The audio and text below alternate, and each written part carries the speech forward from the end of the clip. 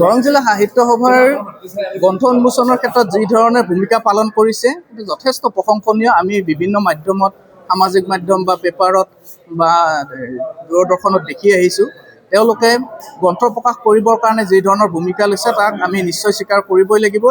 আৰু অসম সাহিত্য সভাই সাহিত্য উন্নতিৰ কাৰণে, সাহিত্যিক জন্মৰ কাৰণে, নতুন সাহিত্যিকক উলিয়াই আনিবৰ কাৰণে যি ধৰণৰ প্ৰচেষ্টা ল'ব লাগে তাত 100% সফল হৈছে বুলি মই অনুভৱ কৰোঁ। বিশেষকৈ বৰ্তমানৰ যিখন সমিতি আছে, মৃণাল ৰাজবংশী ডাঙৰীয়া সম্পাদক আৰু অক্ষয় কুমাৰ নাথ ডাঙৰীয়া সভাপতি, প্ৰকাশন উপসমিতিৰ দুগৰাকী বিশিষ্ট সাহিত্যিক ক্ৰমে কমলাকান্ত ডেকাদেৱ আৰু অখিল ৰঞ্জন ভট্টদেৱ আছে। তেওঁলোকে যি ধৰণে গ্ৰন্থ প্ৰকাশৰ ক্ষেত্ৰত ভূমিকা পালন কৰিব লাগে সেই ভূমিকা অতি সুন্দৰভাৱে পালন কৰি আহিছে আৰু এই ক্ষেত্ৰত মই যথেষ্ট সুখী আৰু ইয়াতকৈ আৰু বেছি সাহিত্যিকক উলিয়াই আনিব বুলি আশাবাদী।